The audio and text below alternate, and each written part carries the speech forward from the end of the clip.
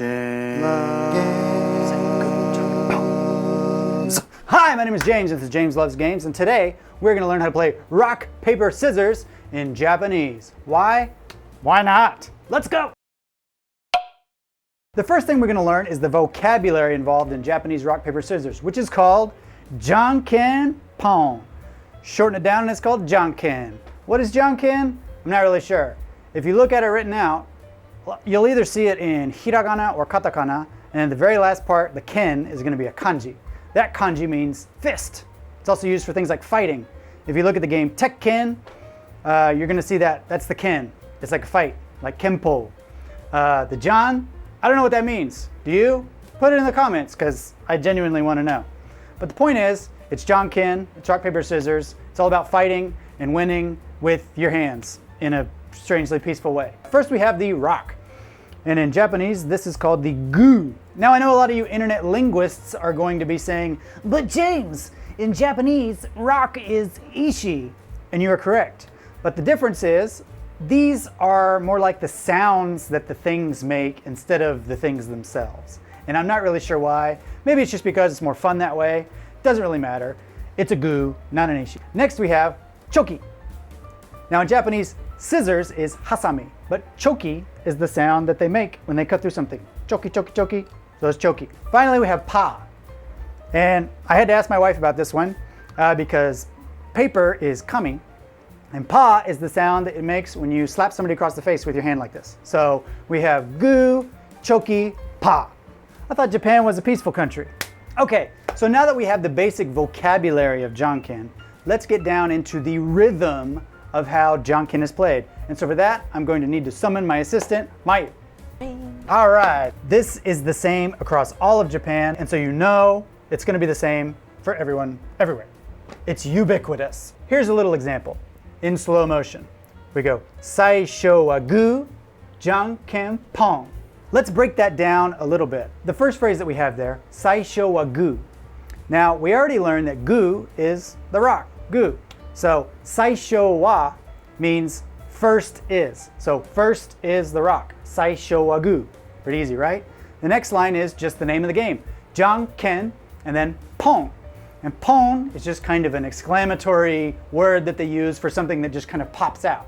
Pon, janken pon.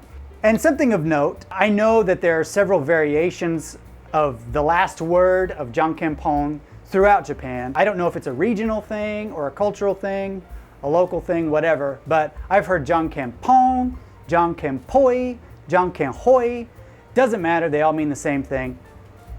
It's kind of similar to in the United States where there's the debate over whether the drink is called soda, cola, pop, or Coke.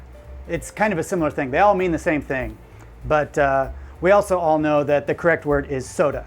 Fight me. All right, so what happens in a tie? For that, I'm gonna need my assistant, Mayu. Boing. All right, so we're gonna do a regular round of janken, but we're gonna tie, and you're gonna see how that plays out. So, saisho wa gu, janken pon. Uh-oh, what do? In the situation of a tie, we go, aiko desho. So let's break that down. Aiko desho. Aiko just means that both sides have the same thing. So it's aiko. And desho is sort of something that you put at the end of the sentence when something is fairly obvious, like desho, desho, aiko, aiko desho. Like it's the same thing, right? So let's do it again. And when you have those ties like that, you do aiko until you have an obvious winner. Now, if we add one more layer to janken, we can make it a little bit more interesting with achimuite hoi. The way it works is when you have a regular game of janken, saisho gu, janken poi, the winner will then point to a direction after saying achimuite hoi. It'll be up, down, left, or right, and the loser has to look in a direction, up, down, left, or right, and if the finger is pointing the same way as the loser is looking, then the original winner wins the match. And if they're different, then you do janken one more time. I'll show you an example. Saisho gu, janken pon. Aiko desho. Achimuite hoi. Saisho gu, janken pon. Achimuite hoi. There we go. All right, so this is all well and good, but what happens when the person you're playing Janken with is a dirty little cheater? How do you expose their cheating ways? They have a word for that. It's called atodashi. If I break down atodashi, ato means after, and dashi is a conjugated form of the verb dasu, which means to put out or to put out or to exit, like that. So atodashi is like putting it out after the fact. So atodashi janken.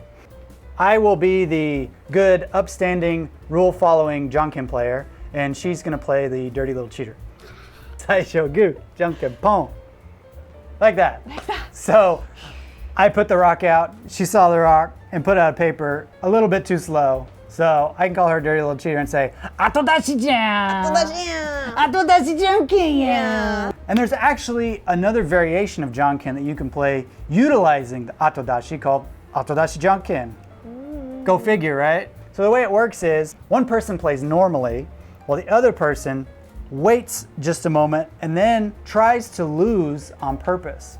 And so your brain kind of misfires because you want to win, but you have to think for a second and really try to put out the wrong thing to make yourself lose. I'll show you an example. Atodashi janken, janken pon. Just like that. So yeah, that's how it works. Thank you, Mayu.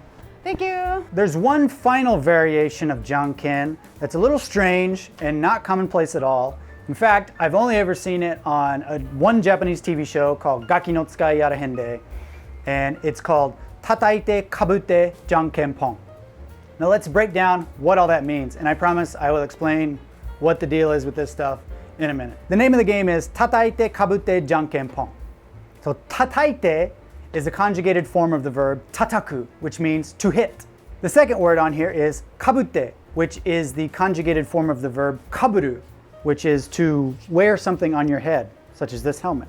In order to play tataite kabute janken pon, you're gonna need one helmet and at least one piko piko hanma, preferably two. Why are they called piko piko hanmas? Well, hanma means hammer, piko piko because they go piko, piko, piko, piko, piko, piko, hanma. So the way that tataite kabute janken pon works is you play regular janken, saisho wa gu, janken pon. The winner has to pick up one of these hammers and hit the loser on the head with it. The loser has to pick up the helmet and try to put it on their head before the hammer comes down.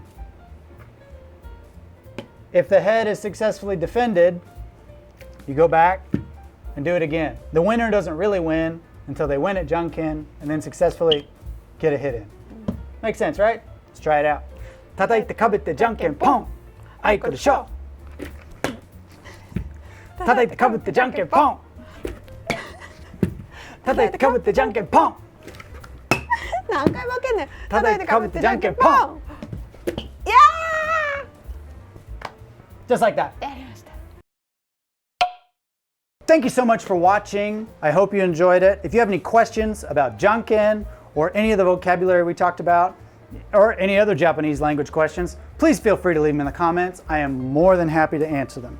Also, keep your eyes peeled to the channel the next few weeks. I've got some really exciting videos coming out soon. I've got Super Mario All-Stars, Dark Souls Remastered, and I'm gonna have a special guest joining our crew here at James Loves Games very soon. Very excited to have him coming along. And yeah, so really excited for that. Thanks for watching. See you next time on James Loves. Yeah. Oh! Huh? What? Huh? What? I don't know. I thought Japan was supposed to be a peaceful. I thought Japan was supposed to be a peaceful.